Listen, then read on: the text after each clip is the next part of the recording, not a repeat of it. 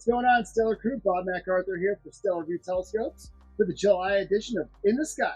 Now, Milky Way season is upon us. July, August, great times to view the Milky Way. Lots of nebula, lots of star clusters. So we're going to talk about that this month. But we also have the man himself, Vic Maris, president of Stellarvue Telescopes, on this month's edition. I connected with him at the Grand Canyon Star Party. He's going to talk to us about the SVX 152T and, of course, the SVX 180T. So let's get to it for this month's edition of In the Sky.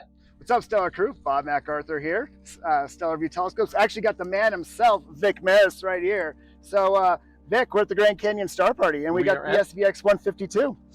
We do. Yeah. We are, and we do. Yeah. So. And what a beautiful scope. All right, tell us about it. This is Bob MacArthur's SVX 152. He actually had one of our 5-inch telescopes, but then at the Okie-Tex Star Party, I brought one of these.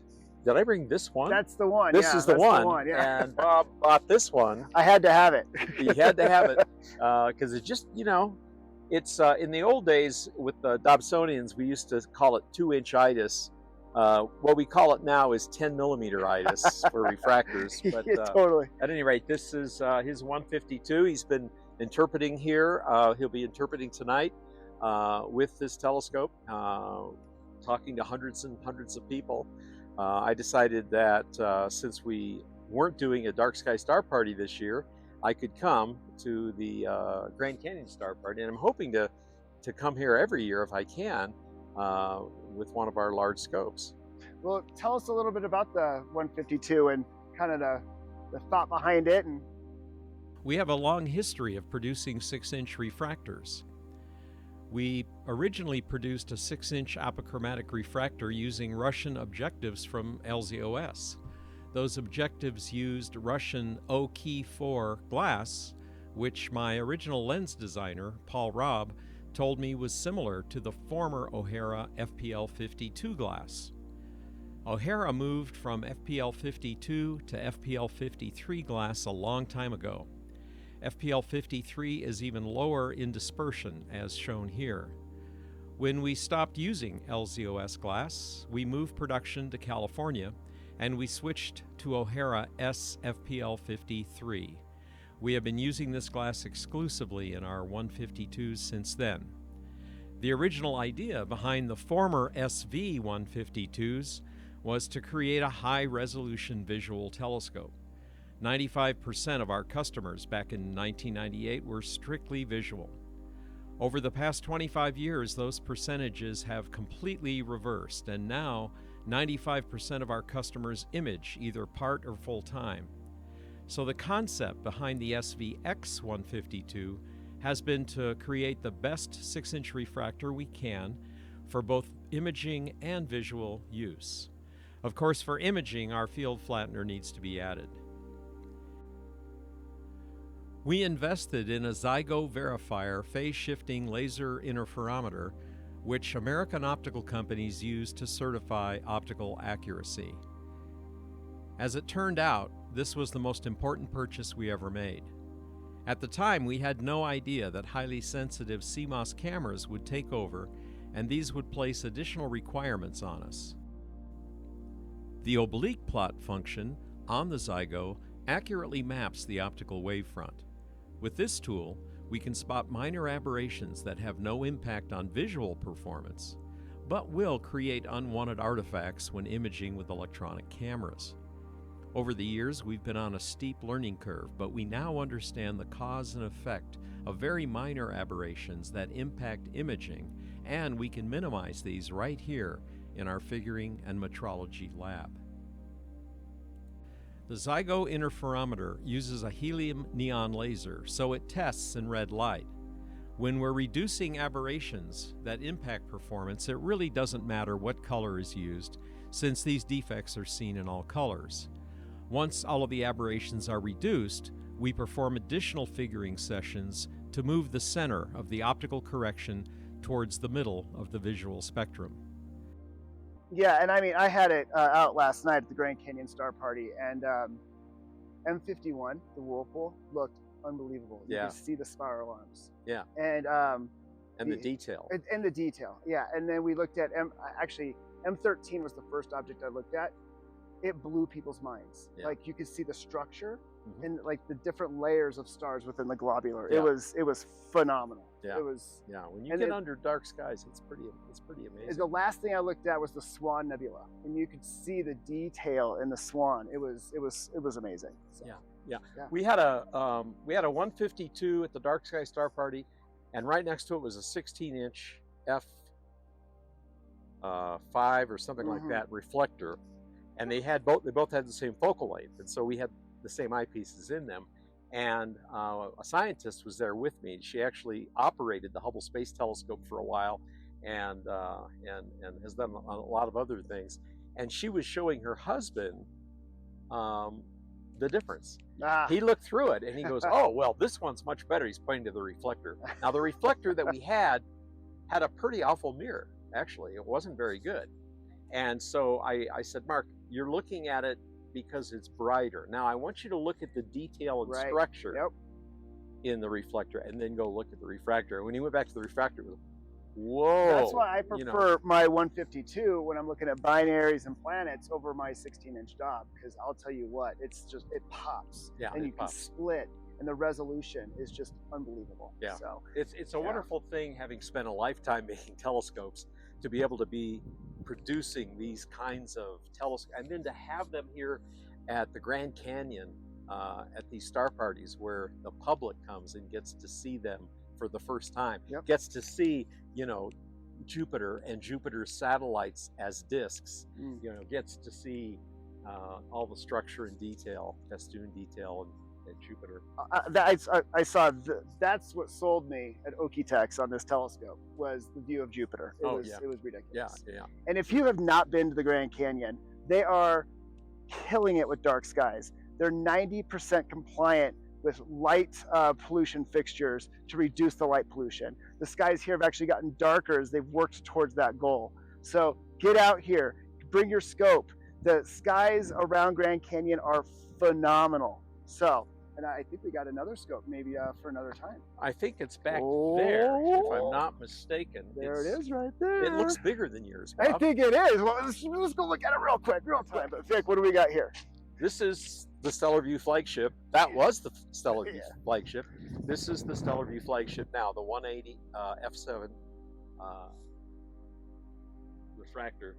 And this is the one you've been seeing on Astrobin. You've been seeing these incredible nebulae shots taken with, and by Nicola, and Tony Hallis, and this thing's beautiful. So this is just an amazing scope. We are now into our second run. You're doing a second run. We're doing a second run. We've been working on the lenses actually for almost 9 months now, and so they'll start going out in this summer.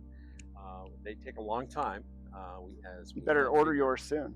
And this run, I think there's 10. We're selling 2 to a gentleman in Japan. He's going to make a binocular. Oh my gosh, that's gonna be crazy. I want to see. I'm going to fly to Japan if I have to. I want to see 2 180s as a binocular telescope. But we'll be talking more tomorrow with Kevin. Yeah, looking forward to that. And because Kevin is the one that owns this telescope. So cool. Yeah. Well, Vic, thanks for being out here. And thank you, man. It's always good to see you. Yeah. Woohoo! There's nothing more fun than being out under the night sky with Bob and just let him talk. He's amazing. He's an amazing interpreter. We have fun. It's great to be out here, and I love sharing the night sky with people. So all right, keep looking up. Yep. What's up, Stellar crew? Here I am in my astronomy garage. The school year's out, so just getting that extra time to view. Got my telescopes, got the garage. So let's talk about what we got going on in the sky for July of 2024. The month starts out pretty big. Early morning planets. So that's where all the planets are right now.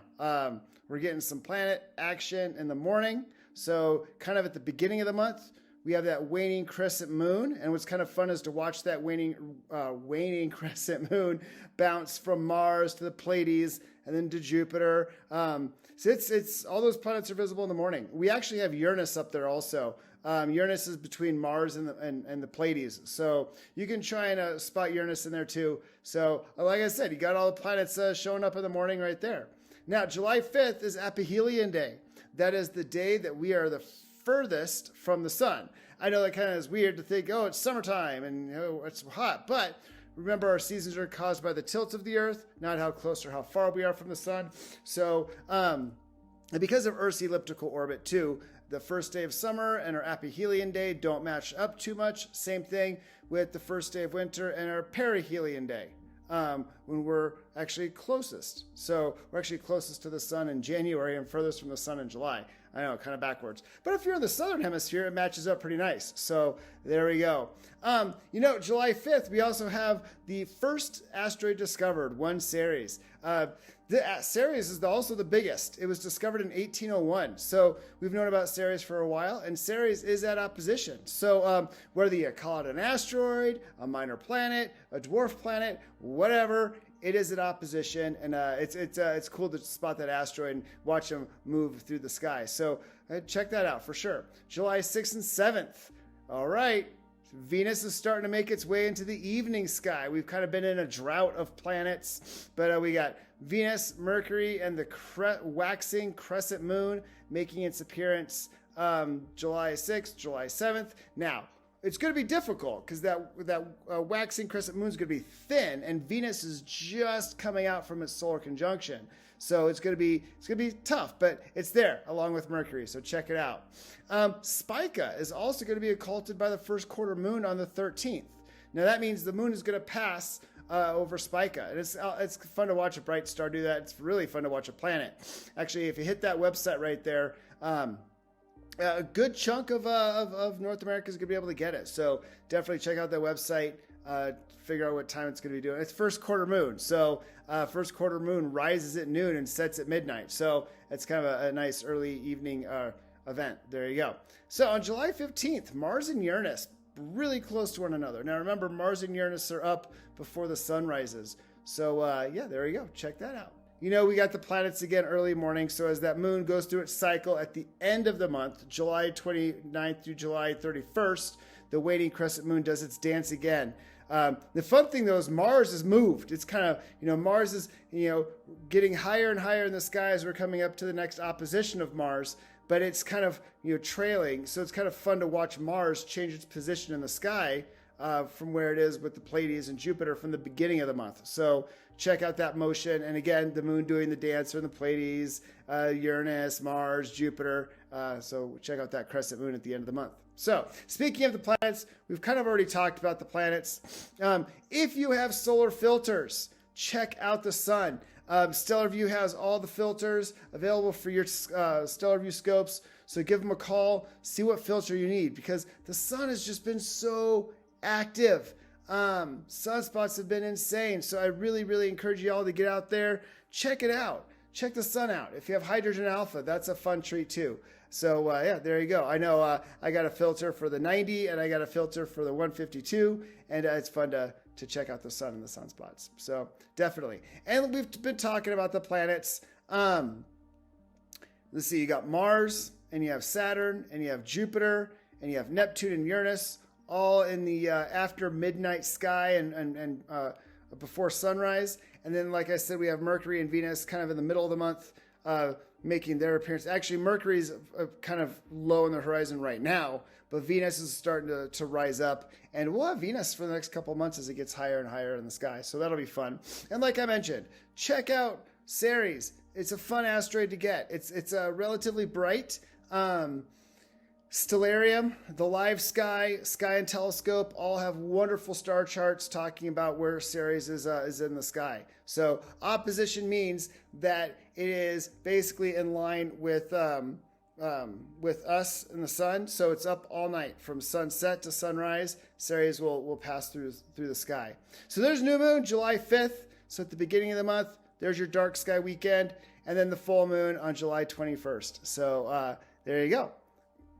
So we are entering Milky Way season. July is great for Milky Way. Now when the sun sets, the Milky Way is over there in that eastern sky and gets higher and higher as the night goes on. And we'll be in Milky Way season for the next couple of months. But there's just so much to look at when it's Milky Way season. So many different star clusters and nebula. I would fill up the whole page with stuff to look at. So I just kind of hit some of the kind of highlights. So M6 and M7, kind of down there by the tail of Scorpius, beautiful open star clusters to check out. So get out there, and you're kind of in the depth of the Milky Way too when you're in there. If you're in the southern latitudes, you're going to get that Milky Way higher. If you're up in kind of in the northern latitudes, say Canada, U.S. border, the tail of Sagittarius gets a little bit lower. But if you have a good view of the southern horizon, you'll be able to get them. M23, just a wonderful open star cluster. It's in there in the Milky Way, kind of above the teapot, Sagittarius. M4, really cool little globular star cluster, kind of nestled right next to Antares, the heart of the Scorpion. So you could bounce over to Antares, see that nice reddish star, and then look for M4, which again is a really nice little globular star cluster to look at. And I couldn't kick M13 out of the list. I know it was on the list last month, but this is just the showstopper globular of the season, and it's getting pretty high, close to the zenith. Oh man, I will tell you what, I was looking at that at the Grand Canyon Star Party through my 152, and oh my gosh, it is just a beautiful star cluster to look at. I grew up looking at M13 in my backyard in Phoenix, and it's one of my favorite objects to look at. And then off the top of the teapot, the lid of the teapot, Sagittarius, you actually have M22, another really nice globular. There's a lot of really nice clusters. Sometimes things get a little, M13 kind of steals the show, but M22 is just a really nice globular to check out too. Now, of course, it's Milky Way. So we have all the star clusters, but we have so many nebula to look at too. I start with M8, the Lagoon Nebula. And that is my personal favorite for the summer. It goes back to, summertime barbecues. I've been looking at M8 forever, and I know y'all can get some good images if you're an imager. So check out M8. It's up there. What's fun is you have Sagittarius, which looks like a teapot. You have the handle, and then you have the middle part, and then you have the spout, and the Milky Way is like the steam coming out of there, and you just kind of follow the Milky Way up, and you'll get M8. And then you go just a hair up just a little bit. You can actually get M20, the Trifid Nebula, which is what we have imaged there. And then a little bit further up, you get M17, the Omega Nebula, which I also like to call the Swan Nebula, because it kind of looks like a swan wading in the water. So got some really nice emission nebulas. And again, I couldn't list all of them. I mean, you have the Eagle Nebula, which is, the Hubble made famous with its Pillars of Creation photo. So many cool nebula to look at there. We have some great planetaries. So you have M27, the Dumbbell Nebula, up there in Vulpecula. It's great, and if you do imaging with it, you can get the oxygen. I like putting a little UHC or O3 filter when I do visual observation, and I know people who do imaging really like to get the structure in there, and using different filters, pulling out the different gases. M57 is also still up there, the Ring Nebula. Yeah, like I said, I could just go on and on and on. The Veil is starting to get up there too. So, Cygnus is the swan, and it's kind of swimming through the Milky Way. So you can get, if you're over there looking at M57, the Ring Nebula, you can swing on over to Vulpecula and look at M27, and then you can spend some time doing the Crescent Nebula and also the Eastern and Western Veil, which are just supernova remnant. And again, I like putting UHC, whether you're in light polluted skies. The Veil's a little hard to get in light pollution, so it definitely helps if you can get out of light pollution. You pop in that UHC, just pops out the detail and structure of that nebula.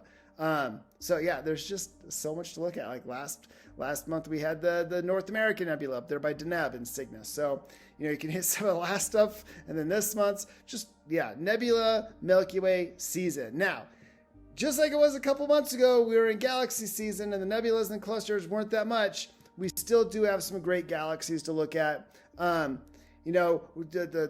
you can still hit some of the Virgo cluster if you start early in the night, some of the stuff in Leo, but the galaxy season's starting to fade away. But we do have Coma Berenices still up there. We do still have Canis Venatici and Ursa Major, the Big Dipper. So you still can get some of those, like M101, M51 over there, kind of in Canis Venatici and Ursa Major, the Big Dipper.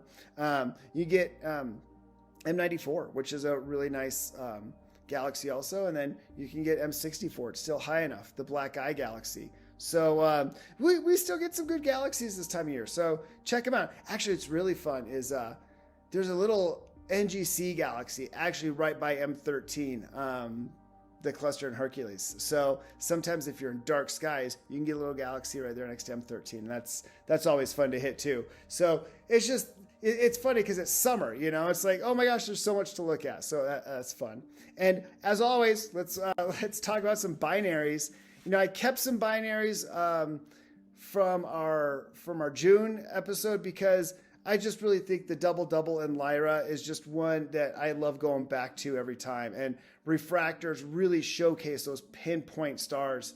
And I was showing the double at the Grand Canyon Star Party, and it was fun to see people go, oh yeah, okay, I can see both the stars, and then so it was really fun to show that off the Grand Canyon. Same thing with Alberio. I had to put that one in there because just a binary system. It's a visual binary, but just a really nice pair with that gold and that blue, and just really nice one to look at. So check that one out. I have some other ones up there for us to look at too.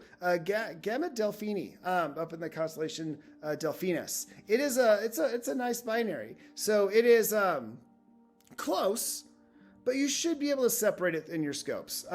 It's not anything like less than 1 arc second. So it ranges about 9 arcs. So you should be able to get that nice yellow-orange pair for sure. And then we can swing over to Beta Scorpii. A-Crab. It's, again, really nice binary, even a little bit more separated than Gamma Delphini. And these are some blue, and there's a little bit of a magnification difference. So one of the components is going to be much brighter than the other one. So, but it's going to be a nice bluish binary to look at. And then, of course, Theta Serpentis. Check it out. This one is a wide binary. So easy to get. You have an orangish component and a bluish component. So nice color separation. So I think this month's binaries, you get kind of the whole gamut again. You get some really tight binaries like the double. Test out your seeing, test out the optics, and you have something super wide like Theta Serpens. So yeah, there you go. Kind of a nice little mix there for you. So like I said, it's July. It's the warmer weather. Unfortunately, depending on where you live in the United States, it is warmer weather, and that sometimes, unfortunately, can lead to monsoon season. And here in Colorado, getting a little rumble outside right now. But sometimes, those thunderstorms roll out and the skies get nice and clear, and you can enjoy yourselves. So get those scopes out. And there's so much to look at. It's almost like, with the shorter daylight hour or the shorter nighttime, because you have the longer daylight hours, it's like, oh my gosh, there's so much to look at. And, with the sun being super busy, the northern tier states, southern Canada, northern United States border have been seeing some really good auroras. You have noctilucent clouds that are becoming a thing. Check out spaceweather.com talking about, auroras and noctilucent clouds. So there's a lot of fun atmospheric stuff to see. There's some great, thunderstorm action. And then, once that's the thunderstorms roll out, get those scopes out. Like I say, daytime barbecues, 4th of July, all that good stuff. So get out there, put on the bug spray, whatever you need to do to stay sane out there in these warm, nice summer nights. And just, keep looking up, y'all.